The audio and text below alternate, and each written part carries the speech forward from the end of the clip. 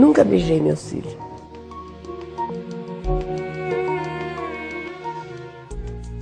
Uma doença que ela é muito carregada de preconceitos. Praticamente você não encontra muita gente que queira trabalhar com essa doença.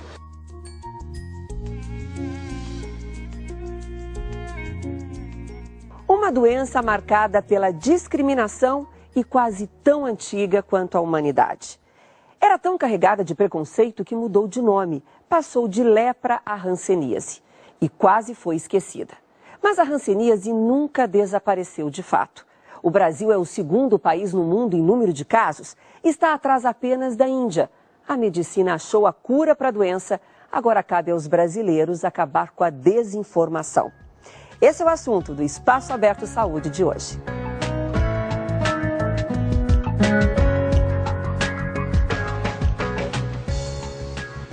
No braço direito, um pequeno sinal, resultado de uma biópsia. Há 6 meses, esse engenheiro, diretor de uma empresa de automação industrial, percebeu uma mancha estranha. Procurou um médico. A dermatologista pediu exames mais minuciosos. E quando saiu o resultado, a surpresa. O diagnóstico era hanseníase, numa forma não contagiosa, mas que sem tratamento pode deixar sequelas motoras. A reação, num primeiro momento, é de espanto, né? Então, mas hoje com a internet facilita bastante as coisas. Ricardo chegou a esconder a doença da família, só não poupou a mulher, que também ficou assustada. No primeiro momento, a hanseníase vem com esse ranço do passado, mas aí, explicando, o doutor mesmo pediu, né, se quisesse vir aqui no consultório, explicar para a família como é que era, e com o diagnóstico da hanseníase não transmissível, ficou fácil de explicar e mostrar para a família como é que era. Ricardo faz parte das estatísticas. Ele é um dos 36.718 novos casos da doença registrados por ano no Brasil, segundo o Ministério da Saúde. O país ocupa agora a 2ª posição no ranking de casos de hanseníase, sendo superado apenas pela Índia, que há anos lidera os registros. Apesar da cura da doença ter sido descoberta há quase 70 anos, o Brasil tem outras dificuldades para diagnosticar a doença, como explica o dermatologista. É falta de pessoal técnico treinado, investimento de monta, sabe, das esferas administrativas, isso é importante que se diga. Dificuldade, às vezes, até com os próprios colegas médicos, pelo estigma da doença. Praticamente você não encontra muita gente que queira trabalhar com essa doença. Hoje é muito fácil trabalhar com a beleza, com a estética, mas trabalhar com uma doença de um nível estigmatizante como essa, infelizmente a maioria dos nossos colegas não querem. A hanseníase é uma doença crônica infecto-contagiosa causada pelo bacilo Mycobacterium hanseníae. Mas é muito difícil de pegar, porque 90% das pessoas nascem geneticamente protegidas contra o bacilo, que é transmitido pelo ar. Quando não diagnosticada rapidamente, a hanseníase pode causar deformidades no corpo, porque afeta pele e nervos, principalmente dos braços, mãos, coxas, pernas e pés. Existem 3 formas da doença: a tuberculoide, que não é contagiosa, a vexoviana, transmissível, e a chamada morfa, também contagiosa. Ela se manifesta com manchas na pele, manchas esbranquiçadas, às vezes levemente avermelhadas, e que tem a característica de não ter sensibilidade local. A pessoa perde a sensibilidade. Ela não sente o calor, não sente o frio, não sente dor e não sente o tato. E muitas vezes, naquela área também, ela para de transpirar e perde a pilificação. E os médicos estão preparados para diagnosticar a doença? Infelizmente, não. Não são todos, nem todas as faculdades têm uma carga horária suficiente para isso. E a grande maioria dos colegas, são poucos. Pode-se dizer que de 1 a 2 de cada 10 se interessa pela área de hanseníase. Os doentes, então, são reféns do desconhecimento dos médicos? Em grande parte, sim. Reféns do desconhecimento, do preconceito e do medo. Essa é a história que seu Arnaldo, de 77 anos, viveu. Hoje ele trava na justiça uma luta para provar que teve parte da vida sequestrada. Se o Ministério da Saúde diz que nós fomos internados equivocadamente ao longo do tempo, eu entendo que o Estado de São Paulo me deve alguma coisa, né? Porque ele não só destruiu a minha confiança naquele lar que eu tinha, porque eu não sabia mais como era ser filho, eu quero que o Estado reconheça que ele cometeu um crime. O crime que seu Arnaldo está falando é o da internação compulsória. Até o final da década de 40, a hanseníase era vista como uma maldição bíblica. O paciente infectado acabava internado à força em hospitais espalhados pelo país. Até hoje, seu Arnaldo guarda na lembrança o dia em que foi arrancado da família. Um trauma que lhe custou a perda da memória por 4 anos. Com 6 anos de idade, né, eu e meu pai fomos diagnosticados hansenianos e fomos levados para o leprosário. Só que chegando no Padre Bento, o motorista me tira do automóvel, era um carro do Departamento de Profilaxia da Lepra, leva meu pai para Santo Ângelo. Sozinho, sem pai e sem mãe, de repente, o trauma foi muito grande. Essa é a razão porque durante 4 anos a minha memória se apagou. Era a década de 30. O Santo Ângelo e o Padre Bento eram 2 dos 4 hospitais colônias construídos no interior pelo governo de São Paulo. Havia também um sanatório na região metropolitana. Espaços que chegaram a abrigar mais de 10 mil pessoas. Elas viviam isoladas do mundo exterior e tinham as visitas controladas. Sua mãe lhe visitava? Sim. Uma vez por mês? Uma vez por mês. Mas durante esses 4 anos eu não tenho lembrança da visita dela.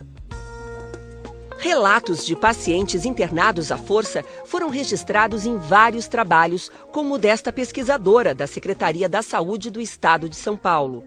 No momento que se descobria, através de um diagnóstico ou de uma denúncia, e os carros oficiais do Serviço de Profilaxia da Lepra, né, que era o Departamento de Profilaxia da Lepra, do governo do Estado, ia atrás da pessoa, caçava esse doente, ia inclusive, às vezes, com guarda armado.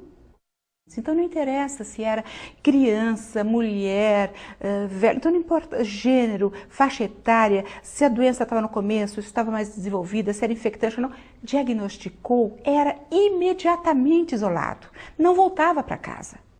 Isso, na realidade, foi um sequestro da vida. Trancados em hospitais durante anos, os pacientes foram condenados a viver segregados. Vínculos familiares foram rompidos, laços de amizade desfeitos.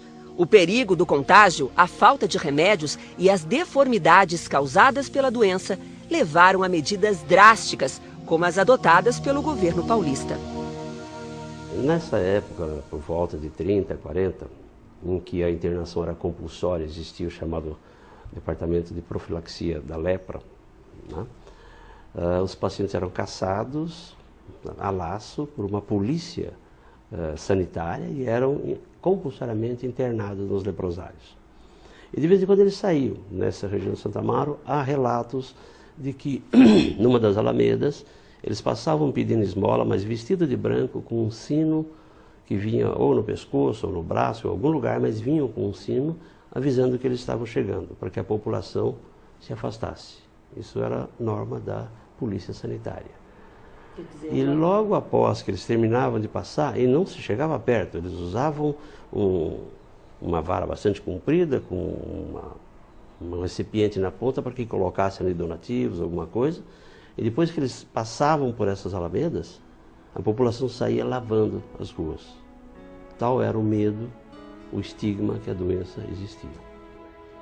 Estigma que, no caso do seu Arnaldo, não resistiu ao amor de mãe.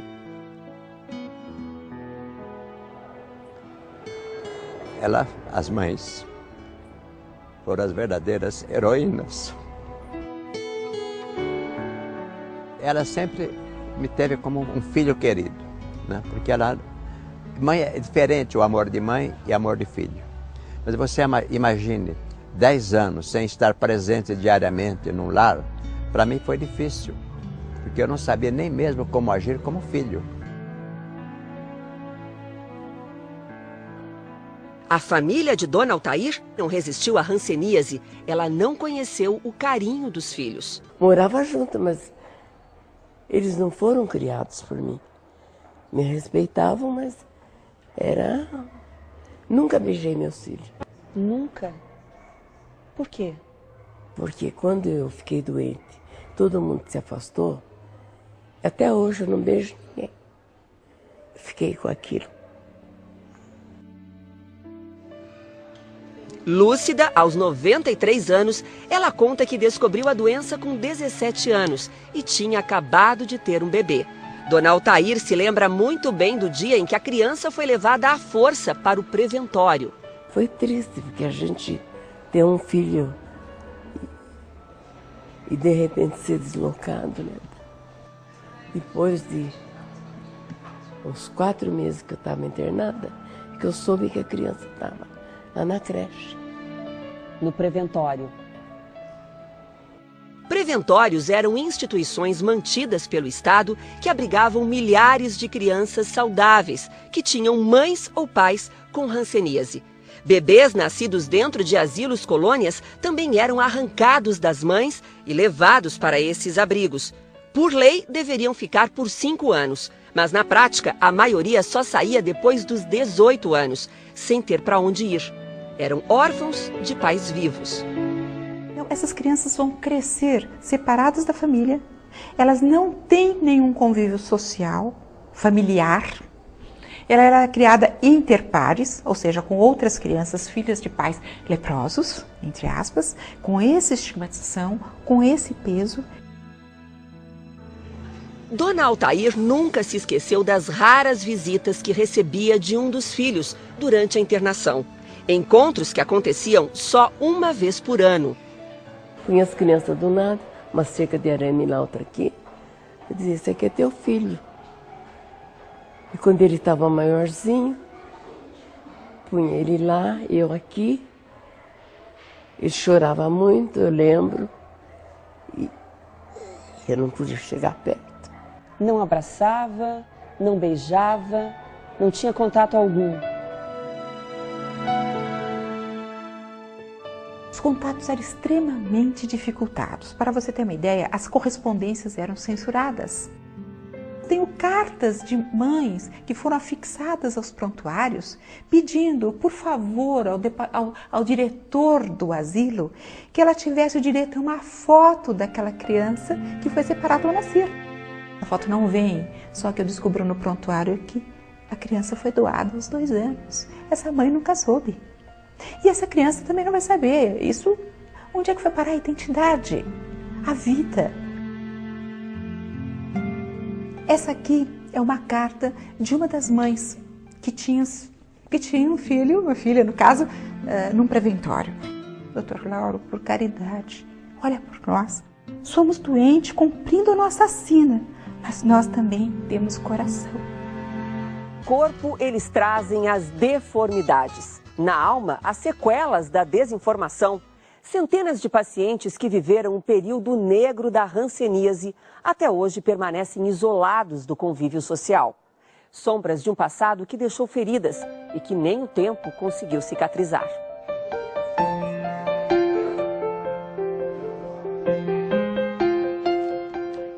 As cores decoram os corredores e trazem alegria a um lugar marcado por tristes lembranças. Estamos no pensionato São Francisco de Assis, na região metropolitana de São Paulo.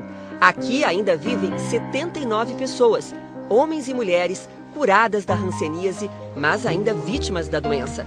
Dona Cida chegou aqui há quase 19 anos, depois que a mãe, também doente de hanseníase, morreu. Fez amigos entre histórias parecidas, os mesmos problemas, as dores e a mesma solidão. Nas mãos e nos pés sobraram as deformidades. Estão na alma as sequelas mais doloridas. A coisa é muito forte, porque desde o momento que você descobre que você é doente dessa doença, hanseníase, que antigamente era um horror, né? Então você fica, tudo, você tem que mudar tudo, a sua convivência. Tem aqueles que continuam amigos, tem aqueles que se afastam. Quem se afastou da senhora? Alguns amigos continuaram amigos, outros se afastaram. Alguns parentes, e bem poucos, continuou nos visitando, convidando os outros, se afastaram. Eu tinha uma pessoa que ela era muito minha amiga, e ela casou-se, e passado 2 anos ela teve uma criança, um menino. E porque a gente tinha amizade, então quando ela chegou na minha casa,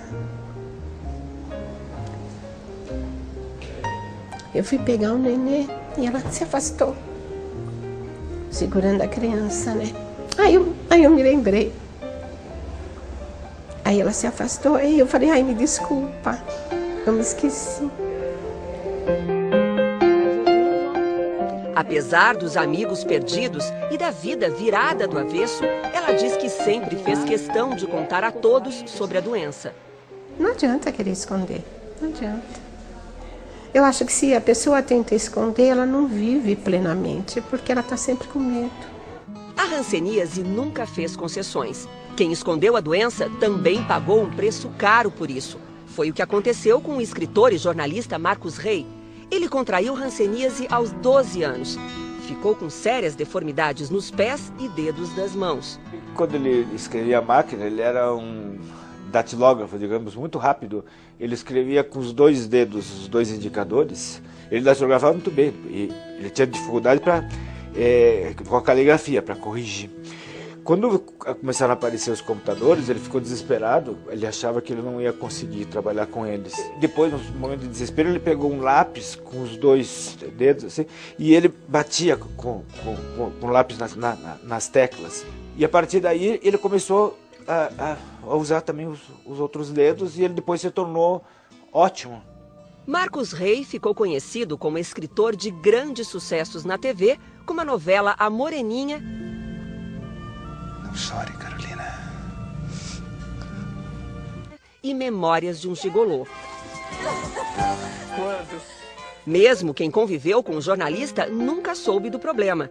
Apenas os pais, os irmãos e mais tarde Palma, a mulher com quem viveu até morrer. O medo era o mesmo de todo hanseniano, o preconceito. Na certidão de nascimento, ele era Edmundo Donato. Marcos Rey era um pseudônimo para não ser reconhecido, já que o nome dele constava na lista do Departamento de Profilaxia da Lepra. Fugitivo de um asilo colônia, passou a vida se refugiando na noite de São Paulo.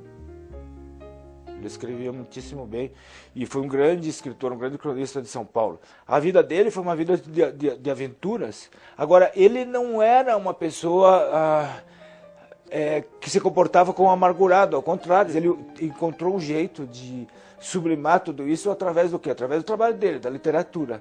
Ele se escondia, isso sim, ele se escondia durante muito tempo, ele se escondia porque ele era um fugitivo, tecnicamente. Ele sabia que ele podia ser pego, porque existia uma ordem de captura contra ele.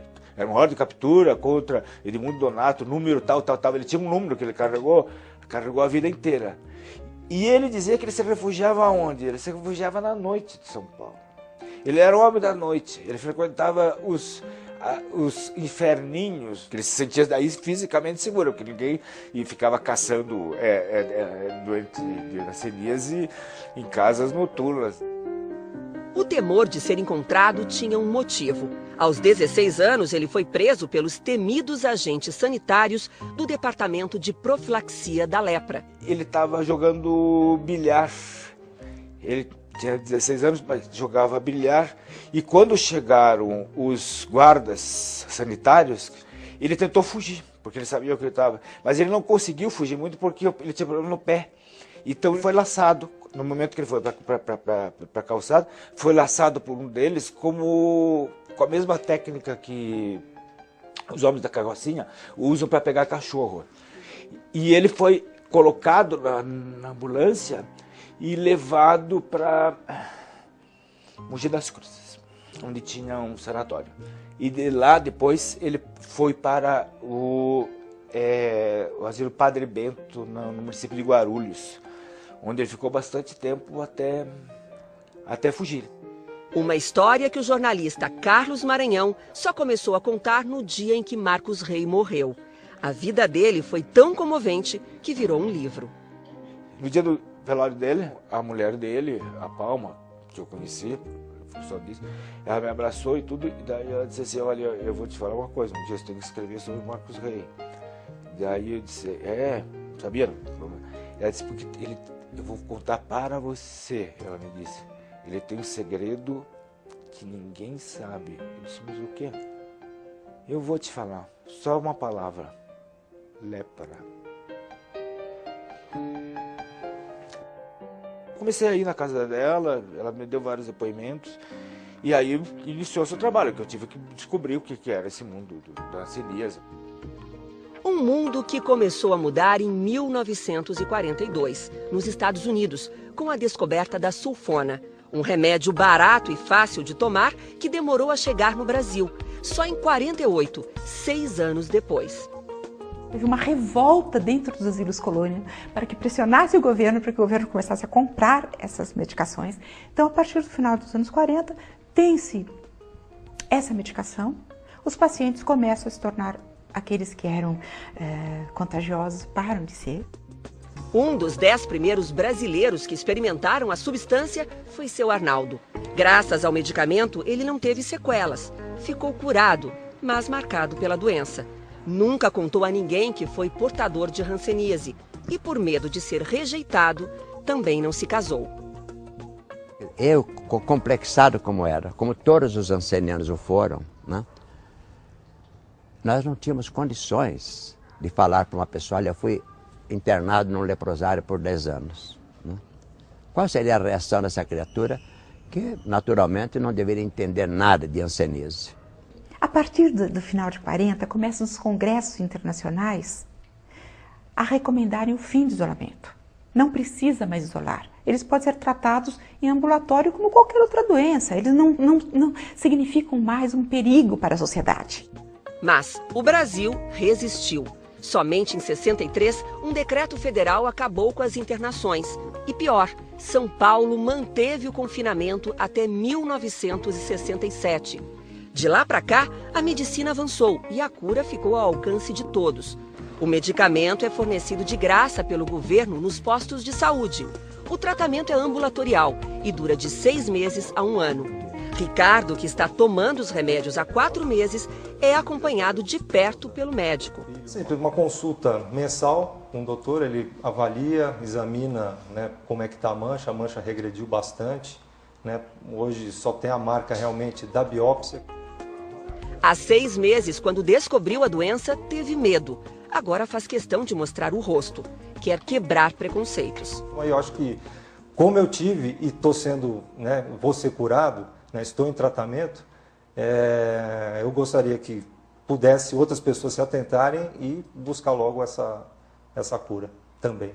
O que o senhor diria para aquela pessoa que se descobre hoje com a doença? O que nós precisamos é que as pessoas entendam que é uma doença comum, como qualquer outra, e o que é importante é que essas pessoas procurem um atendimento rápido. E o diagnóstico precoce é a nossa maior arma. Lá se foram quase 70 anos desde a descoberta da sulfona. Hoje, em pleno século XXI, uma fórmula foge das mãos dos cientistas. A cura para o preconceito. Até o próximo Espaço Aberto.